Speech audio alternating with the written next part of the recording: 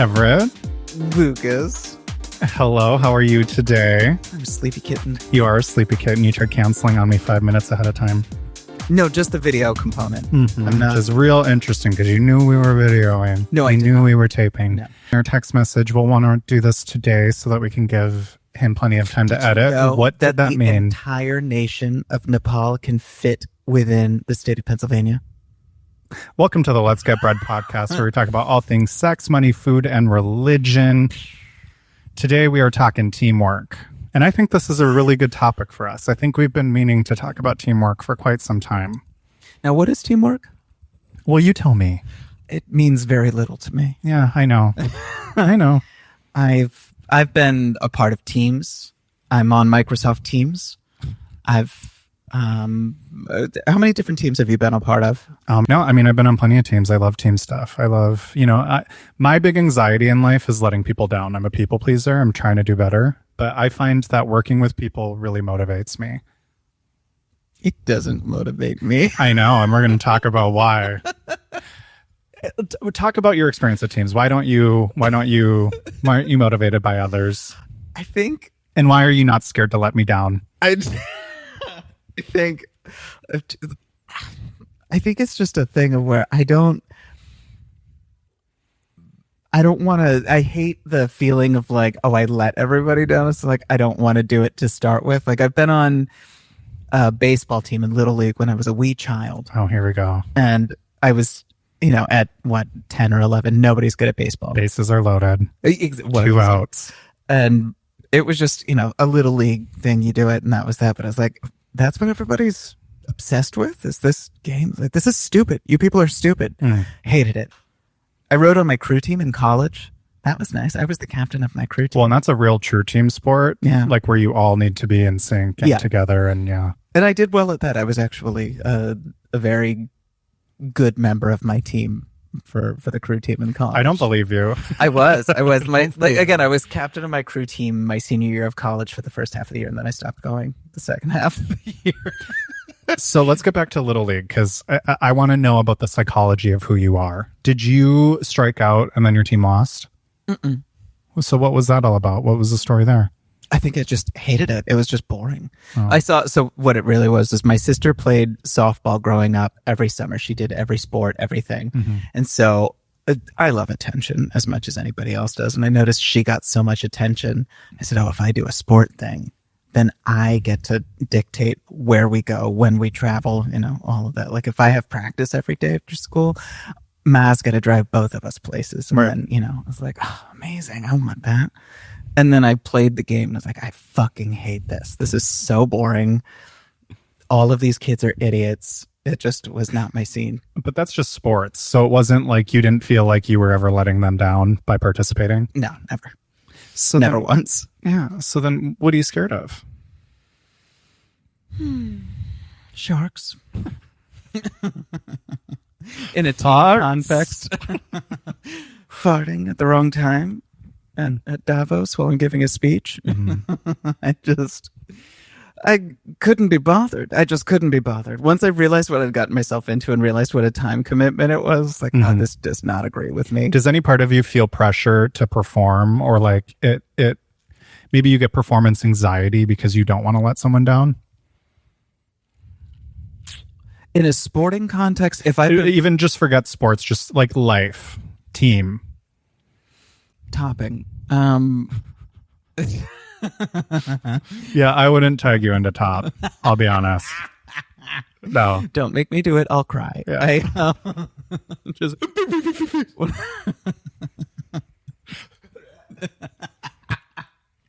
no, I don't. Put it away. I don't know. I can't recall the last time I'm also just such an intensely solitary and independent kind of gal, where I think the other thing is I get really irritated when somebody shows up and hasn't done their half of the assignment, which is super funny because that is precisely how I deal with you. Excuse me. In that I show up without having done my homework. Okay, a thank lot you. of the time.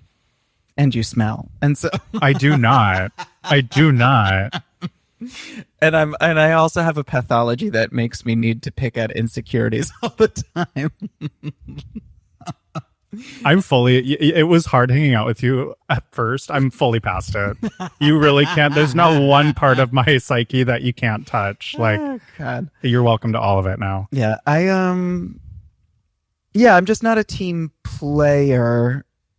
This is one of the things that keeps me from wanting to do improv in like a really, really very sort of like gut core what's the word, repulsion to doing improv is I do not the fuck want to do it with 6 other sweating theater kids roasting under lights and failing to find a laugh. That to me seems out of body awful. Yeah, I think that sort of energy though is so helpful doing something with other people, because I'm somewhere in the middle. Like, I, historically speaking, from a school context, hated group projects. Oh, yeah. For the very reason I get frustrated with you sometimes is because I end up doing everything. Me? Yes, I end up doing everything. Don't be ridiculous. And then I know that like my personality type, I was an A Hold on, student. got the cameras. I got to take off my Band-Aid. Will you take it off? This is, ooh, and what? Get fucking syphilis? Chew it. Get it off. Oh, I really hated that. I didn't think you would do it. I really hated it. You're a real team I player. am a team player. I will do anything for anyone I care about, which unfortunately is you. I can't believe you did that. I'm a really good friend and teammate. That is so disgusting. Oh, no, I have to itch my nose with that hand. You're horrible. That was. I regret putting you through that. Let's reset. I can be motivated by others. I can be motivated to do well. Like if it's a high performing team, if everybody's like firing on all cylinders and really committed to the bit, sure, of course, count me in. Do you have any fear of being the worst one? Oh, I stay being the worst one. Yeah. No fear. That's humiliating to me. I live there. That's humiliating to me. When you've been fired from as many jobs as I've been, I hate you. I think why I like you is because we are so fundamentally different. Like, I would just never allow anybody to think I am really shitty. And that's not to say I grew up. Oops, Freudian slip. Sorry. I grew up like I wasn't a perfectionist. I'm not a perfectionist. I always make mistakes. If you're going to work with me, you're going to find an error in something I've done. But I was an A student, so I would do what I had to do to get a 90%. No, not me. But it was never perfect. But I just, as far as getting back to the team thing, like if someone ever, I don't. We talked about feedback. Like when I get feedback from my boss, I genuinely tense up and like I'm so stressed about, wow, I didn't perform for them. Yeah. And almost to a point where it's probably not healthy. Oh, see, it's not healthy. It's for me. But if you don't care what other people think, or if you're not I suppose with work, then is it just because they pay you? And if you don't have that income, you die? Yeah. I learned a long time ago that even your dream job is still just a job. Right. Like you're never ever, I don't know. There's never a gig out there unless you're paying yourself. And even then it's still, the market's going to determine how well you do. You're always at somebody else's mercy. There's always going to be something out of your control that's going to scuttle the whole affair. And that's not to say you shouldn't try, but it's just, let's be realistic about what one person can reasonably accomplish. And then the other thing is, having lived in DC for when you lived in DC as long as I have, and you see what a colossal clusterfuck Washington DC is, and how federal agencies and departments are run and operate, how our government runs. He's like, how did we ever put humanity on the moon?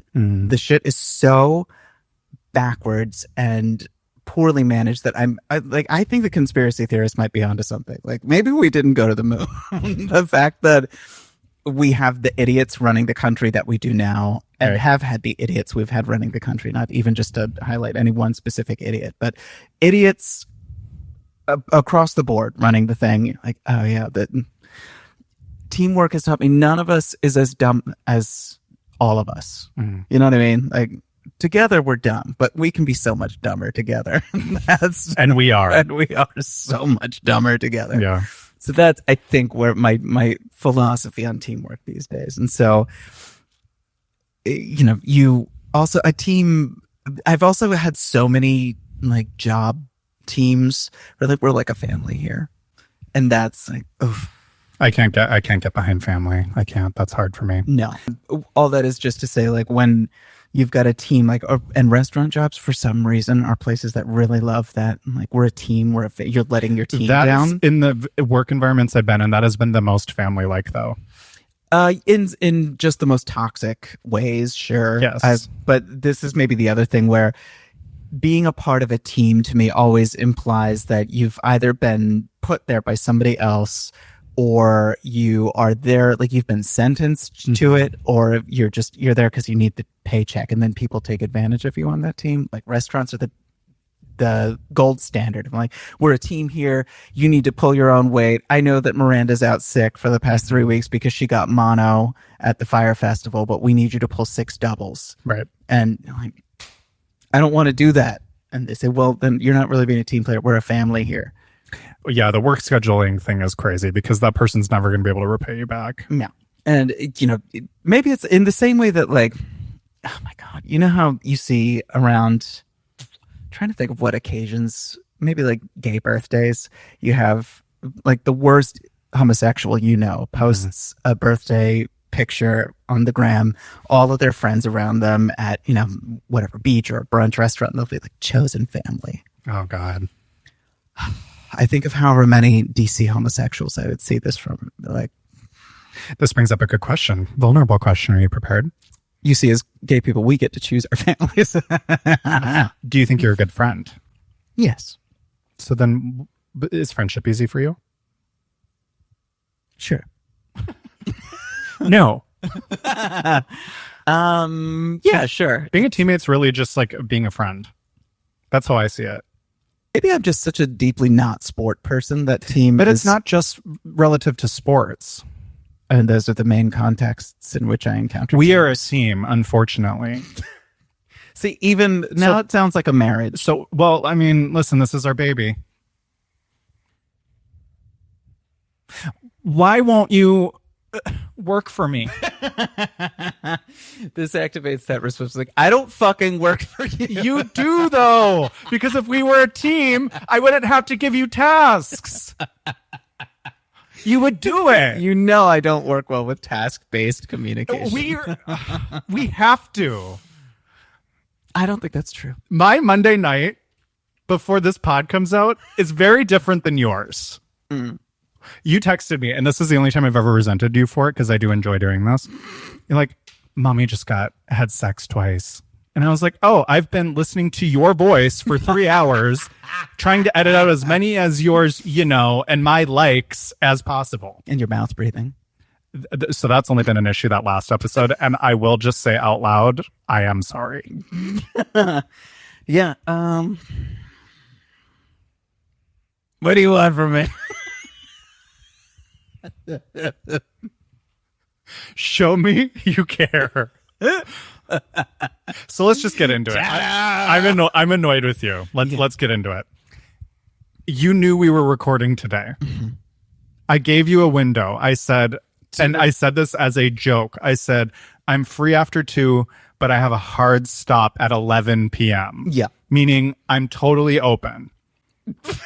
You just didn't respond. And I was waiting for you to take initiative to pick a fucking time at your leisure. Mm-hmm. And you waited. And so then you put me in a position to where I had to ask you. And then in your psychology, you're like, oh, he's such a nag. No. Am I Why? in danger of being too charming? I don't want to nag. But why do you put me in a position to? Would you say you're being one who nags a lot? Are you being No, but you make me feel like I do. This is how marriages die. I think if that was how you left it, I was gonna drop my pants and shit on that table. The final episode of Let's Get Bread is me pooping on your end table. What do you want? Do you want a catalog of my mental map of what happened? I just want you to take the kids to soccer like once a week and be on time. And 10 minutes before I show up, don't say things like, we're not doing video today when we've decided last week we're a video podcast.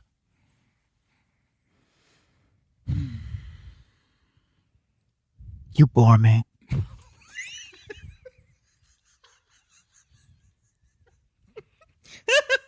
Do you remember that line from The Talented Mr. Ripley's? I've never seen that movie. I've read the book. I've never Law seen it. fixes Matt Damon's character. They're in the boat together. He's like, you fool me. You fool me. Jude Law. And then Matt Damon beats him to death with an oar. Oh, I did watch the Ripley miniseries, and the boat murder was Chilling with Andrew Scott. Andrew Scott plays Ripley. Oh. Very good. It's very dark, though. It was all black and white. It was a choice. Oh, well, you know, some things are black and white. To lighten things up, I will say I am glad Jude Law has stepped out of leading man energy because I think he has talent. I think he can be like a good character actor. Is he too short? Well, no, I'm just saying I think when you're that attractive, you get pigeonholed into really boring roles, and I'm seeing him do more exciting things, which I like because I think he's a talent. Got it. What are you scared of? And why are you scared of your potential? Well, because there's just so much of it. It's just such a deep wellspring of it. I was up late last night. I cooked a dinner. I wasn't invited. You weren't invited. It's true. I made short ribs. You looked like Marlena Dietrich. Like it was giving like over the shoulder fur coat, like popped up. You faggot. You fucking homo. What the fuck was that? I'm running on not a lot of sleep right now. I made short ribs. What? Red wine braise, root vegetables. So you are drinking again. Yeah. Yeah, I had dinner. There was a comic visiting from Seattle by the name of Richard Bowen. Hi, Richard. My Richard. And I met him when I did that show there. He came down. I threatened him with a dinner in Seattle, and he was here. And then I finished cleaning everything up at like 2 a.m., something like that. Oh, do you still cry when you do the dishes by yourself after everyone leaves? That's an interesting thing about you. Let's talk about that. Okay. So no, I haven't had that emotional cratering happen while doing the dishes after a dinner party, but that was intense. That was bananas.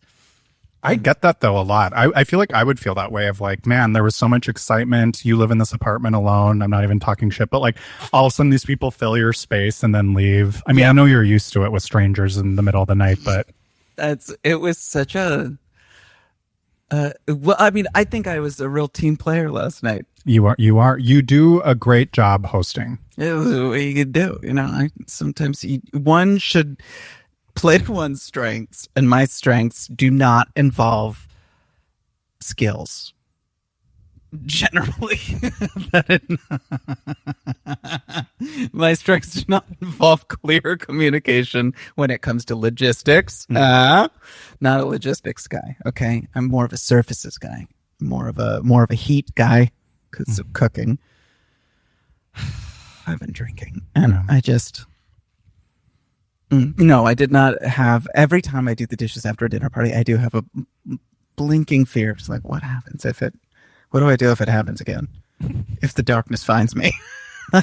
I need a team to do the dishes, and I'm a team of one. I will never not live at the dishwasher for that reason. Yeah, I feel that way about my washer dryer. I will never not live with the washer dryer or AC. Will not.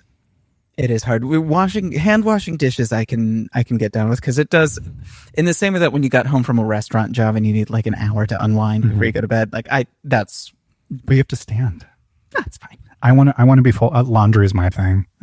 I like the feeling of you've been standing and running around all day and then you finally sit down and you finally lay down after that. You're like, you've earned the rest. I love folding.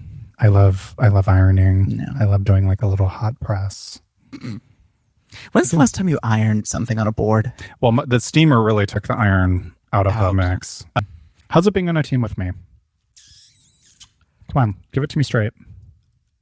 It's easy. Of-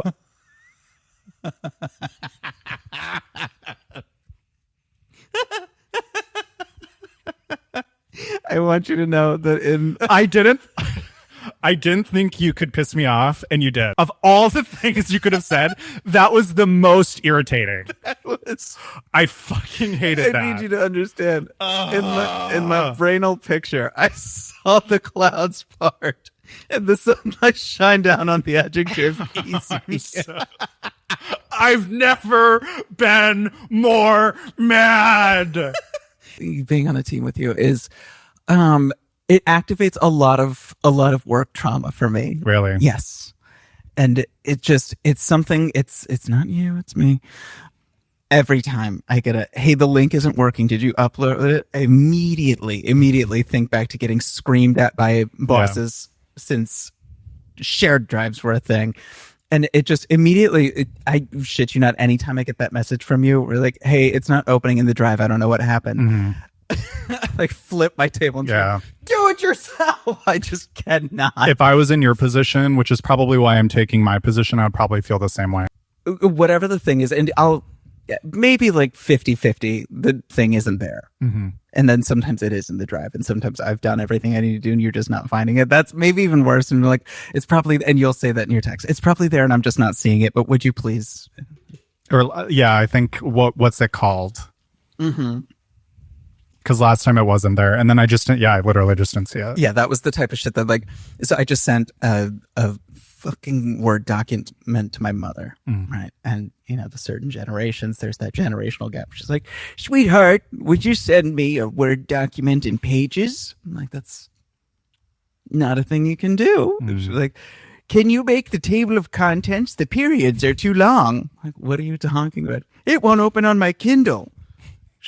Could you make it a different font? And then is your mother the corpse of Vincent Price? Like, what is this voice? But this morning she sent me a message and asked me if I would reformat it so that each page, like the page numbers at the bottom, would say, like 13 of 100. Mm-hmm. And then she's like, can you also have it say 75 left in chapter? I was like, no. That's crazy. 75 left in chapter. So like pages? 7 pages left in chapter 17, 6 pages left in chapter 12. I was like, no. And I just wrote her back, no. And she goes, okay, wow. So I'm going to give you, I don't mean this as a dig, but when I'm not enjoying a book, I often see how much pages I have until the next chapter. And then that's what motivates me to finish because I'm a finisher. I don't abandon books. And so I'm like, I only have 7 more pages to chapter 13. And sometimes if I really don't like it, I'll be like, I only have 22 more pages till 14. And so it becomes about finishing it and enjoying it. Sure. What's the last book you read that you had to do that with? It ends with us, probably. I really did not like that book. Shout out to Colleen Hoover for everything she's done for just like literacy and books in general. Like, that's metal. Oh, beautiful boy. Really didn't like. I never read that. I have a problem with. Well, we can't just be talking shit. Ultimately, it's fine. No, I know. Please keep throwing daggers at me. That's important. I'm very picky with addiction, and I feel weird about tell-alls about other people's illnesses, especially when the dynamic is you're the caretaker. So I'll never write a book about you. Don't worry. What would it be called? Girly boy.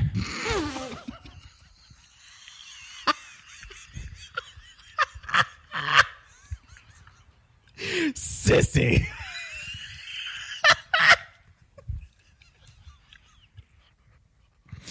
You are so rotten. Eye bags.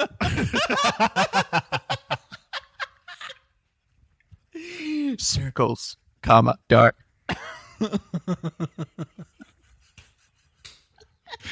You could really work out DW from Arthur. Do you know that one where she's burnt out on Snatch Game? So you did Snatch Game, your DW. Wait, is that her name? Cut the cameras. That's it. I'm out of here. I can't work under these conditions. Yeah. Hateful. So clearly being on a team makes you very venomous and unpleasant. I get resentful. Oh yeah, you do. You do. And I suffer the slings and arrows pretty admirably, I'd say. What I appreciate about this though, and you and I have a close relationship where we can talk to each other like this and not take it personally. Yeah.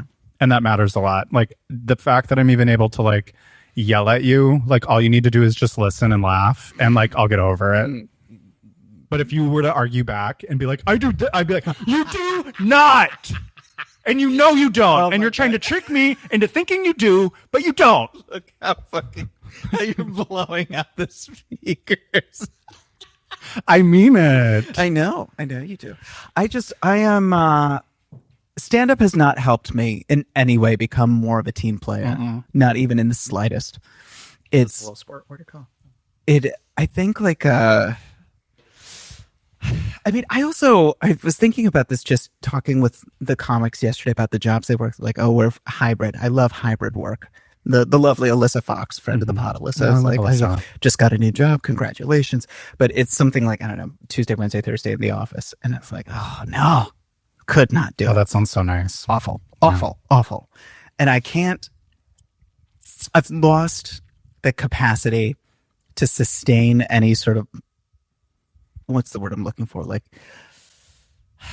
ability to put on the monkey suit and just exist near people that I draw a paycheck with.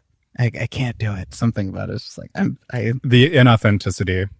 Yeah, it's very difficult to sustain that for a long period of time. And I've just evolved away from being able to control my pathology enough to not like when I tell you, when you said, what's it like being on a team with me? And I said, easy. That word flashed by. It's like, this is really going to fucking piss him off. And it worked beautifully. I wanted to start eating this microphone, like just chomping on it. I remember doing group projects in grad school and you'd get, it's always 4 random strangers together. Right. And then usually they would look at me because as the gay kid, you're like, oh, he's going to do a lot of the work. I'm like, not me. I'm going to buck the trend on this. And that's so metal. That's so admirable in a way because you're not going to ever be abused. But that's probably why I go towards you.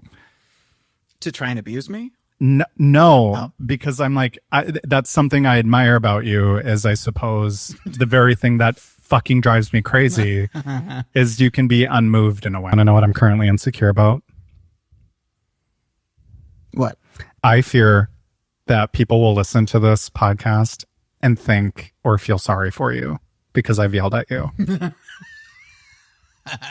Is that like, that would just be poetry for someone to listen to this podcast and be like, wow, he's so mean to him. He should not work with him. He's mean. That's my current fear. I can't wait until let's an E behind the music series.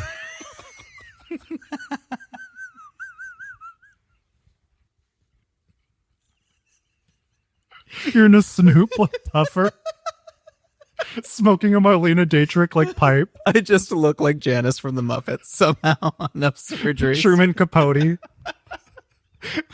And that's when Lucas started beating me.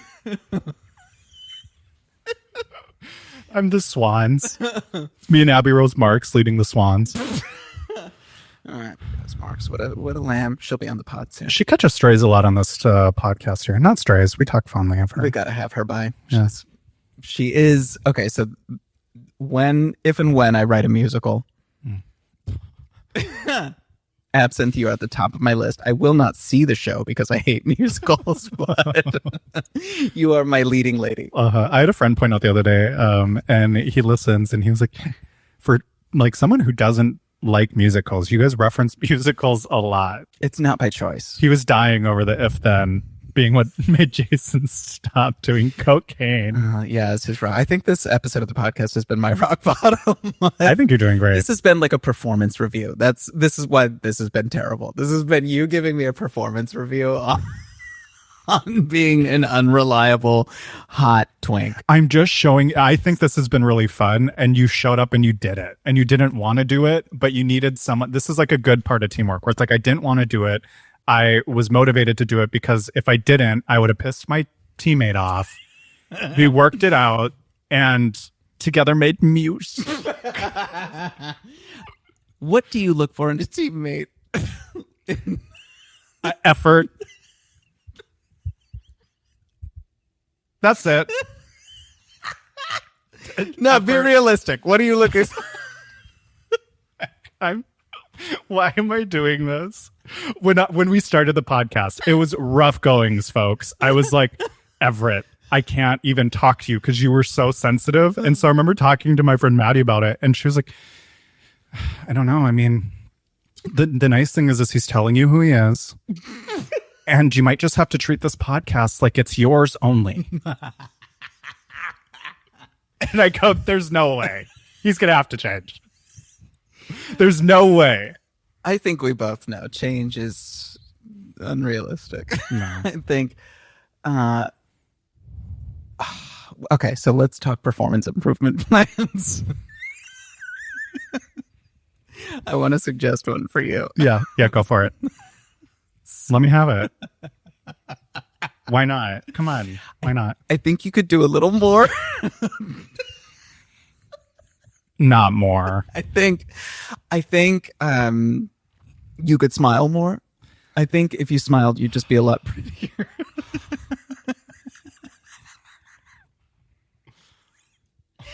Okay, I think you should be barred from buying firearms.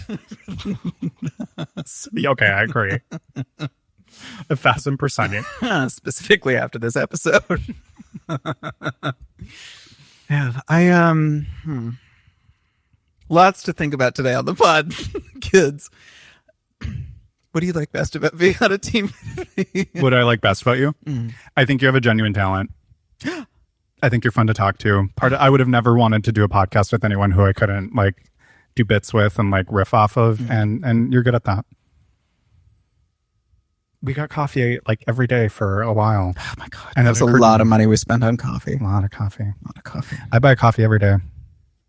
Every single day. Yeah. And I remember feeling guilty about that. And you were the one that was like, well, people drink. And I thought, you're right. I would have spent like $30 tonight on cocktails or whatever. I can do $5 a day. Did you ever see the movie Me, Myself, and Irene? Yes. Okay. Ages ago. There's an utterly fantastic line reading that Jim Carrey does when he says, Charlie, why didn't you take some time off? And he goes, wives leave their husbands every day in this country. And that is the line that just came into my head when you're like, people drink every day in this country. Absolutely. I don't eat out. So I'm like, if I cook my own meals and I don't drink alcohol, like I can give away like $5 a day. Now, is Sue Zorman going to be mad at me and tell me I'm never going to be able to own a home? Mm-hmm. Yeah. But I'm probably not going to be able to own a home by myself. So you know what? Because you'll have to be a member of a team. Oh, yeah. In relationships. Oh, now we're getting into the meat and potatoes. Do you show up more in relationships than you would for like a sport or, I don't know, a podcast? Yes. Yes. And now by showing up, it's not sending passive aggressive texts about how you're disappointed, right? Yes, I think so. There's different tiers of teams, right? There's like the team at the bank. Yeah. You know, with the team at PNC Bank wishes you a happy Thanksgiving. We're not on a team. Omar's in the front row with his arms crossed on the holiday card. There's the Stonewall team that I cannot be bothered with. There's the work team, which like I gotta pay the bills. I gotta get things done because I like being able to afford my own apartment. Mm-hmm. There's the podcast, and then there's relationships. I swear to God, I'm going right out that window. I'm not even opening the door. There's the podcast, which is a vehicle for stardom. Okay. You're using me. I think we both know. This is how we get into the Muppets. That just got... Oh, no, that's Sesame Street. Well, the Muppets are Sesame Street, aren't they? Sorry, I'm not a fan. I should know that. Is that how they came to be? I don't know. Okay. A podcast? No, but are the Muppets Sesame Street? Am I stupid? That's Don't answer different. that. Okay. That's different. No. Yeah, this is how they make Muppets of us. Anyway. Relationship team, different thing. Yeah. A horse of a different color. I think that's sort of a thing straight people tend to say a lot because they've. You got to pick up the other person's slack. And I think part of successful teams, especially in relationships, is loving someone's flaws. I'm not quite there with you yet. See, I'm embarrassed because I just did all of my prep on Microsoft Teams. And this is just. I was prepared to talk about functionalities. I was prepared to. I prefer Skype. I'll be honest. Just going to tell you, people, like, you can add in multiple callers on a conference call and share screens so easily. Yeah. Here we are. Love a person's flaws. It's the only way through. I'm fully in my era of I can't change anybody. Anything. Oh, yeah. Like I have to accept it. Yeah. That's wise. Yeah. Yeah. I mean, and this is like personality stuff, not like obviously if you start smoking meth, like, yep, you have to change that. But like on my roommate, for example, he just doesn't do the dishes. He's a great roommate. Sure. He just won't do the dishes. And I'm not going to nitpick that because he just doesn't do it. So I do it, you know, and I could bitch about it, but then that would take from my own joy. And plus I have negatives too. Like I leave my shoes in front of the door. and you have such a temper. Yeah. People probably think so. You did take that Band-Aid off my thumb. It's disgusting. Why did I do that? That's humiliating. And then it's on camera. I would do anything for anyone I care about. And I shouldn't. So maybe what I'm learning, maybe you're not the problem. Maybe it's me. Maybe I'm enabling. I'm so glad to hear you say that. Maybe I'm a bad teammate because I do everything for everyone. Mm-hmm. Yeah, I think you really hit the nail on the head when you said you're the problem. And I... Am I the worst person you know? I think so. Listen, when you've been institutionalized as many times as I have, you just... And why do I find the worst people? Again, I think you hit the nail on the head earlier when you said you're the problem. I must fix them. You know, I mean, I gave you my belt in Japan. You're a kind, generous person. I've said that several times on the podcast, and I won't say it again. This is the last time. Nice, no. Mm-mm. Fit, no.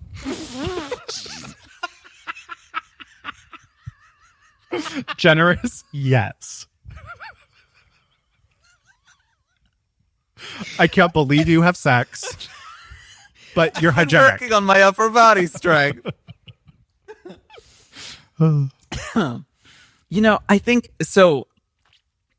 When it comes to, you know, so I had that fabulous mushroom trip the other day. Yeah, You do that in the middle of the afternoon. Allegedly, yeah, I had an alleged experience. I had a thought that seemed very both from me organically, but also like this is not this little lady who's thinking this. But I had a thought, and it struck me like a bolt out of the blue. It's like I will not be accused of being miserly when it comes to affection. That. Miserly? Yeah, you know, like a penny pincher. Like I'm going to be stingy with my affection and stingy. My head went to Sandy Meisner, the acting teacher. I'm not. I said, yeah, you are not a good listener. That's for sure. Acting is reacting. Yeah. Got it. Okay. It's just listening, babe. Yeah, because the other thing is, you know, the way that you said you were the problem was really apt because in the same way that you can take on this is brainwashing. This is how propaganda starts. You took a word I said, and then you flip it and you poke holes in it, and then that's how narrative happens. You fucking bastard.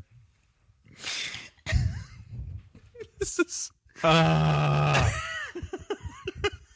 don't know why you feel the need to like always attack outwards instead of examining yourself, because this is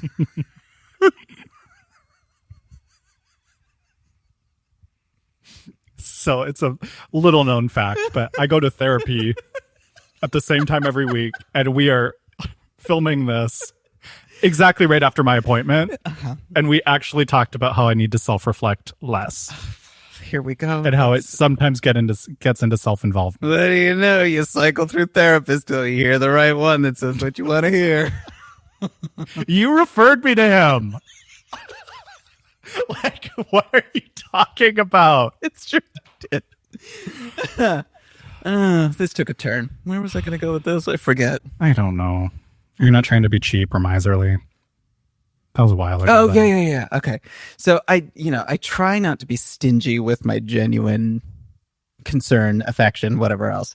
But the thing that I keep hitting up on as I get to be an older woman is that energy is just so much more expensive these days. It is so much more costly to give a shit about things, to invest effort into whatever it is that's in front of you, whether it's taking care of a hummingbird that's been stranded on your doorstep or working on the project for the day job, whatever else. That when it comes to, if you've got too many priorities, Yeah.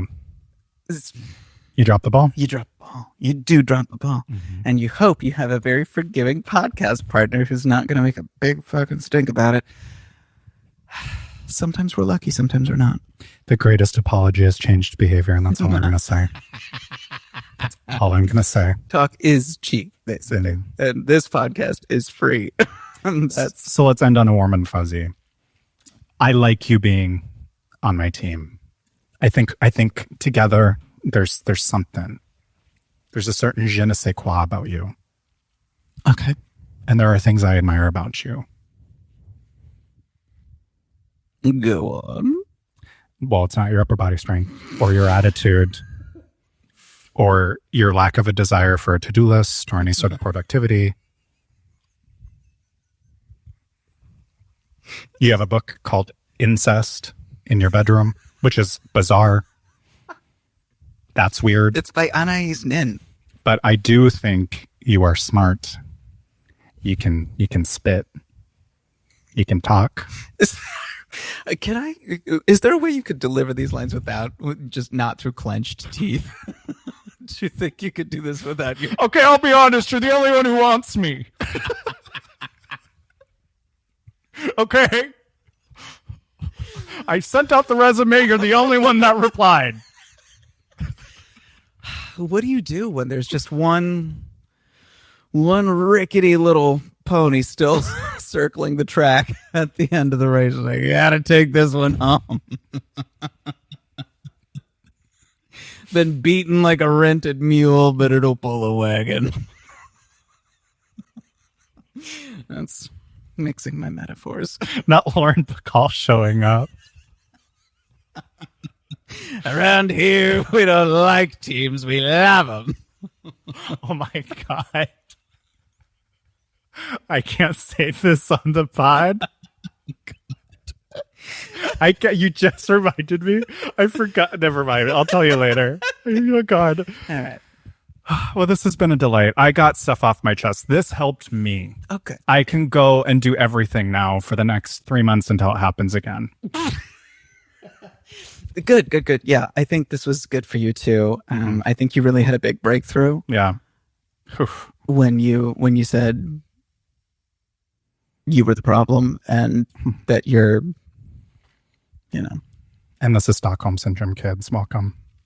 No, Stockholm Syndrome is you smile more with Stockholm Syndrome. Oh, he didn't say what I liked about being on a team with you. Oh, God. Here we go. Oh, okay. We can cut it. That's fine. Let me know. Come on. Let me have it. What I like about being on a team with you, Lucas, is that you do so much. And the way that you take initiative is something that it is exhausting, and it's a lot to juggle, and I just don't have the capacity for it. I just brainily. But you do less. I know, and that's the thing is I'm telling you, as a woman of a certain age, I've got 5 years left. I've got a few months, good months. I want to say thank you. I just don't agree. I think, sometimes you discover that the people closest to you are only capable of so much.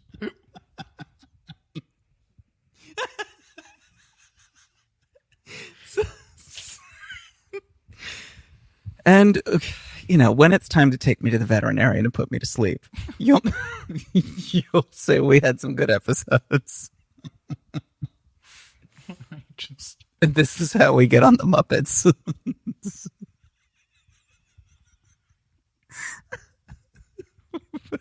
We can't use any of this. I'm just so tired.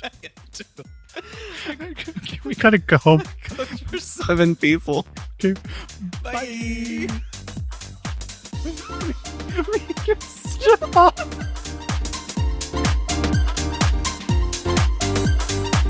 Thank you for joining us. We hope you enjoyed the show.